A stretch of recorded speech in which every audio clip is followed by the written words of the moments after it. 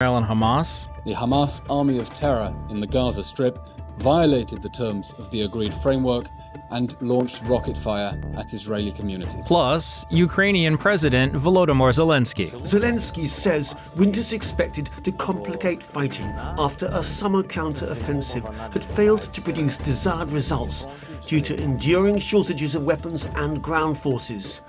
Despite setbacks, Zelensky says Ukraine is not backing down. And later, we'll check in with Kyiv and get an update from COP28 in Dubai.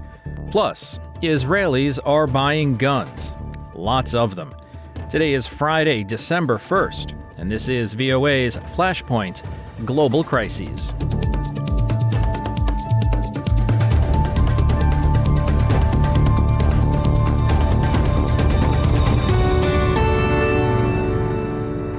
Good evening, I'm Steve Karish in Washington. Despite diplomatic efforts by Qatar, the U.S. and Egypt, fighting between Israel and Hamas has resumed. In the hour before the truce was set to end at 7 a.m. local time, Israel said it had intercepted a rocket fired from Gaza. There was no immediate comment from Hamas or claim of responsibility for the launch. Eylon Levy is a spokesperson for the Israeli government. This morning, after a 7-day hostage release pause, having failed to provide a list of more hostages for release, the Hamas army of terror in the Gaza Strip violated the terms of the agreed framework and launched rocket fire at Israeli communities. At 5:43 a.m., Hamas fired the first rocket from Gaza, and that rocket fire has since intensified, with sirens blaring across southern Israel all morning, including in communities that are still under mandatory evacuation orders, and in those kibbutzim ethnically cleansed by Hamas during its campaign of systematic extermination on October 7th. Hamas has said that Israel bears responsibility for the ceasefire ending because Israel rejected offers to continue the release of hostages. Speaking in Dubai, U.S. Secretary of State Antony Blinken said that Hamas is responsible for the end of the truce because they committed a terrorist attack at a bus station in Jerusalem on Thursday, killing 3 people and wounding others. Blinken also said that Hamas began firing rockets before the pause had ended and reneged on commitments it made in terms of releasing certain hostages. Israelis expressed concern over the resumption of fighting, with many saying their country had no choice but to resume the pounding of Gaza. This is Israeli resident Yael Segal. I'm really worried about that because I know it's a must. It should continue, but on the other hand, all the hostages are in real danger. I hope Hamas will be clever enough to keep the hostages safe and also the innocent citizens of Gaza, that they will be safe also, because Israel usually, send messages before attacks and ask the people to go from this area, but Hamas doesn't let them to do so, and then blames Israel and the victims, which are innocent citizens. Others seemed less concerned for Gazans. Tanya Rubenstein echoes the opinion of many that for Israelis' return to normal life, Hamas must be destroyed. It's not a pleasant situation, but in some place I'm glad that the ceasefire was over, and because we really need to finish the work we started, because we're scared to live in our country. It's our country. We have one small Jewish country. We're afraid to go around, to hit by rockets, to had suicide attacks. I just called my friend and I said, I hope we won't get stabbed. We just came for coffee. We just want to live. We don't have any other place to go. There is, of course, concern in Gaza too, and also anger, as Israeli warplanes resumed the pounding of Gaza and civilians fled for shelter. Ali is a Palestinian living in the Gaza Strip. We know their treachery. They are treacherous. We know that their intention is killing and destroying our homes. What did they achieve with all this other than killing children? God will have his revenge on that point, not me. They have killed women, destroyed homes, and are wreaking corruption on the world. They blew up our water, our electricity. What for? We have nothing anymore. What is this life? So we know that fighting has resumed. We also know there is a divide in Israeli public opinion. Some want the war to continue, to destroy Hamas once and for all. Others want killing and violence to stop. And we're hopeful that the recent truce would develop into something larger and longer. To get a sense of the mood in Israel, I'm joined by Ricky Rosen in Tel Aviv. I think that the Israeli public in general, from right to left, sees no alternative to fighting a war against Hamas. People feel like they can't continue to live under the indefinite threat of rocket attacks coming from Gaza on all parts of the country. Right now, there was just a barrage aimed at the southern city of Ashdod. And also, there would be no option for rebuilding and moving nearly 200,000 evacuees from the areas surrounding Gaza back into their communities. I think there is a divide in public opinion, and it has to do with the diminishing support for Netanyahu, for Prime Minister Netanyahu. There is a big majority now who don't trust that he's handling the war only in consideration of the good of the country. Many suspect that there are political considerations because he is concerned about holding together his coalition, and so he's dependent on the support of hardline far-right ministers and parties in the government who didn't even support this temporary ceasefire in order to continue governing. Well, let me ask this. One of the first things you said was that Israelis feel like they can't live with the threat of Hamas anymore. They want Hamas to be obliterated, want Hamas to go away so that they're not at risk anymore. Does this mean there is a growing appetite for some kind of peace with Palestinians? It would be the Palestinian Authority and perhaps Hamas, in terms of a two-state solution or other kind of agreement that gets us beyond all of this violence?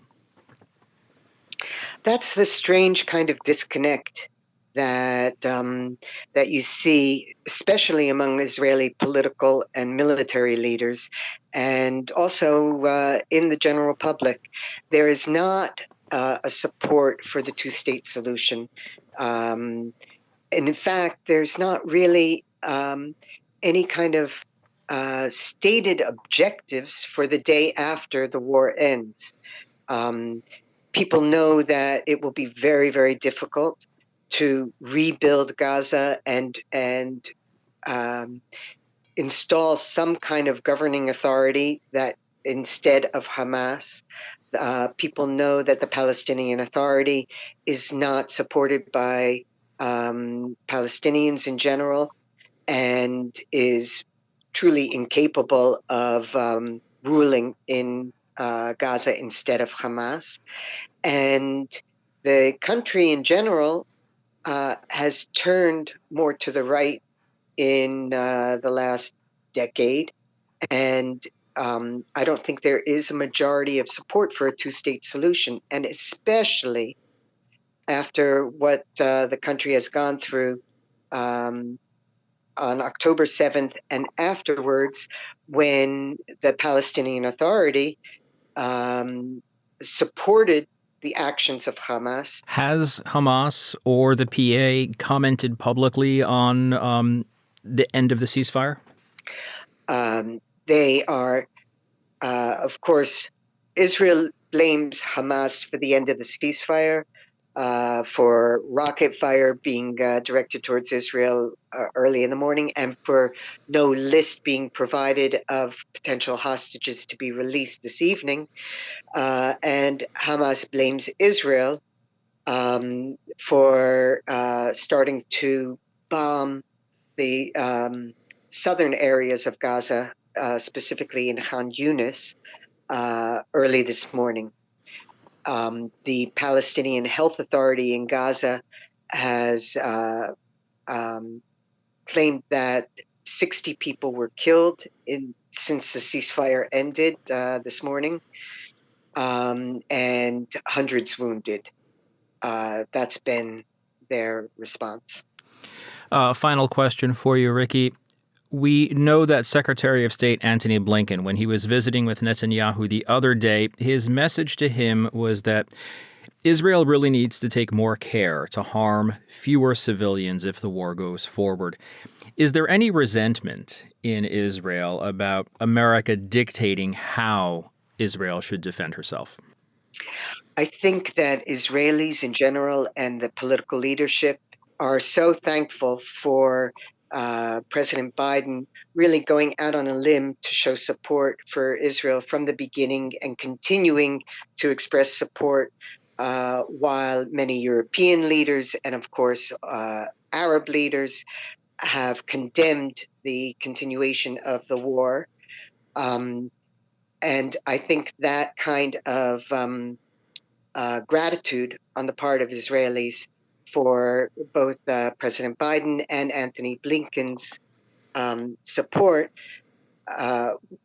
will extend to the criticisms that they have of how Israel should conduct the war. At the same time, I think that Prime Minister Netanyahu made clear to Secretary of State Blinken in their meetings yesterday that the Israeli military has to conduct the war in the way that they see fit, and that they have determined that the level of aggression that was exercised before has to continue in order for Hamas to realize that Israel will not stop until Israel determines, and only the Israeli military determines, that they have accomplished the goal of eradicating Hamas. So we'll leave it there for today. Ricky Rosen reports for the Voice of America in Tel Aviv. Ricky, thanks for your time. Thanks for your reporting. Thank you.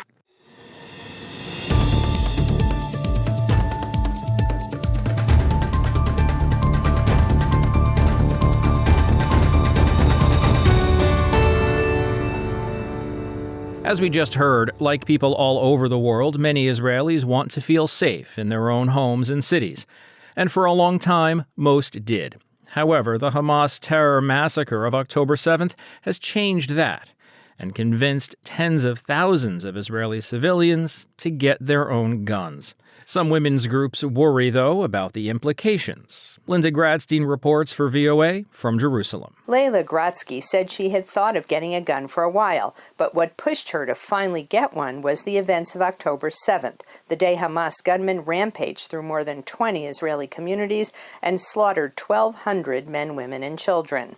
The stories coming out of down south were unbelievable, and the kind of silver lining to it was that the communities did have guns in the homes that were equipped, were able to protect themselves, and it could have been a lot worse had we not been able to. She came to Caliber 3, a counter-terror and defense training school, to buy a gun and learn how to use it. She bought a Mossberg MC2C for about $1,300 and paid another $150 for the training course. Her first efforts at shooting were not successful, but she quickly improved. Yaakov Tweti moved to Israel from France and lives in a Jerusalem neighborhood on the border of West Bank Palestinian towns. He says he applied for a gun license just 1 week after the October 7th Hamas attack because he wants to protect his wife and 2 young children at home. When we saw what happened on October 7th, we decided that next time we need to be stronger and more prepared for any scenario. I always thought about getting a gun.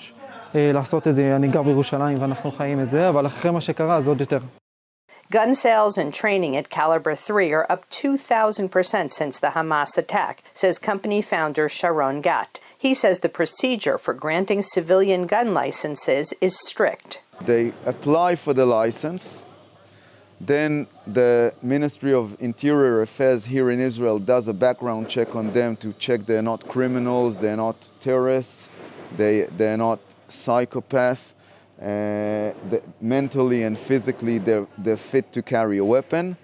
And if that's okay, then they do an interview with these people. They send them to Caliber 3 so we can check them, train them. Israel's hardline National Security Minister Itamar Ben-Gvir recently eased the conditions for Israeli civilians to get guns and announced the formation of additional civilian rapid response security teams. Some 250,000 Israelis have applied for licenses, and only 4 have been refused, according to the Haaretz newspaper. Women's groups worry that the proliferation of guns could lead to their abuse in cases of domestic violence. Ben-Gvir's campaign to arm civilian security teams is separate from his efforts to increase the arming of Jewish settlers in the West Bank. Since October 7th, Jewish settlers have killed at least 9 Palestinians, according to the UN and human rights groups. But even Israelis who don't live in the West Bank settlements or next to the Gaza border say they're concerned about their personal safety. Again, Leila Gratsky. I wouldn't say it made me feel powerful, more of it gives me a sense of added protection. Like, I know our army and security forces are amazing, but they can't be there in a split second. And so definitely being able to have that measure of control is important. The events of October 7th have traumatized many Israelis, even if they were not personally affected, and they say they will do whatever they can to make sure it doesn't happen again. Linda Gradstein, VOA News, Jerusalem.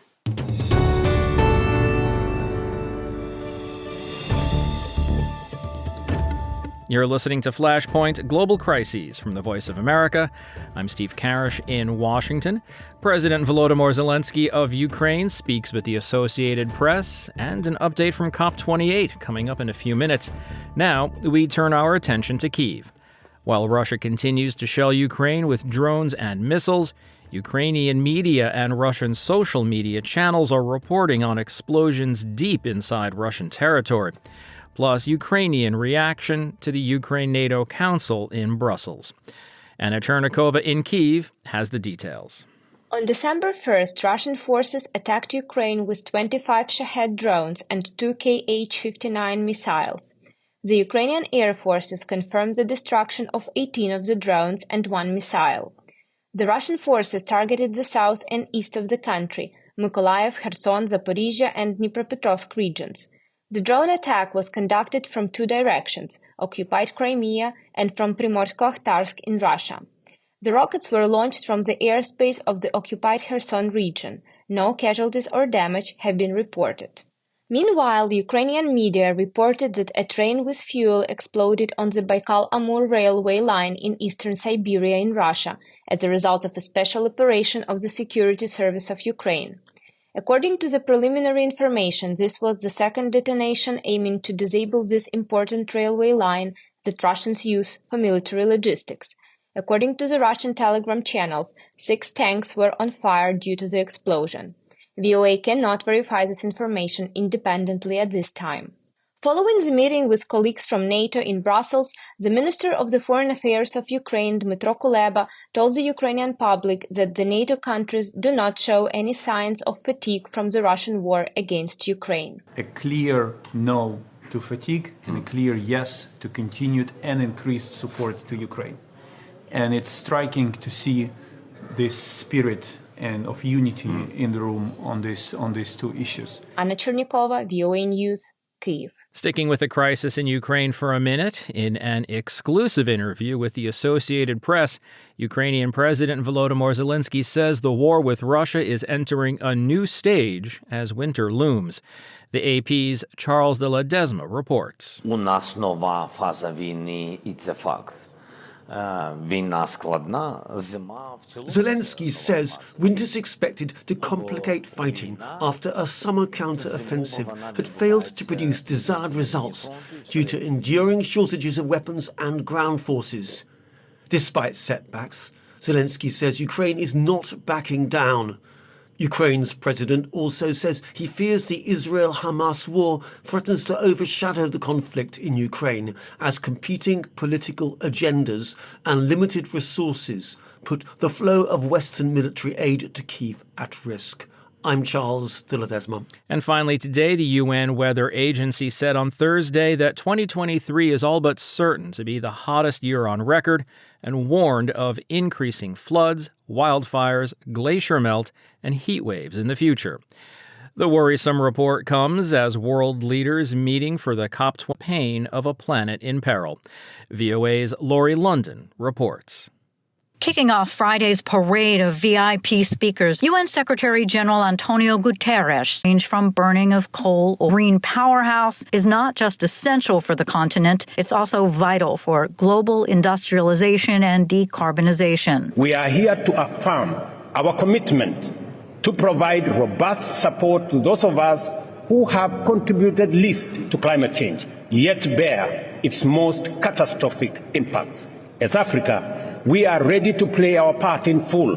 We cannot afford to neglect the immense potential or ignore the pressing needs of a continent on the cusp of transformative growth. U.S. Secretary of State Antony Blinken, speaking at the event on food systems and climate, says extreme weather threatens to add to the 700 million people who are already chronically undernourished. This challenge is only going to get worse. A growing population means the global demand for food is likely to increase by an estimated 50% by the year 2050. An escalating climate crisis means that crop yields could drop by as much as 30% over that same period. So, do the math. Also in attendance, Britain's King Charles, who made a strong plea for progress and urged leaders to actually follow up on climate commitments. In 2050, our grandchildren won't be asking what we said. They will be living with the consequences of what we did or didn't do. So if we act together to safeguard our precious planet, the welfare of all our people will surely follow. He told delegates survival depends on reversing what he calls the frightening experiment of outpacing nature's ability to cope.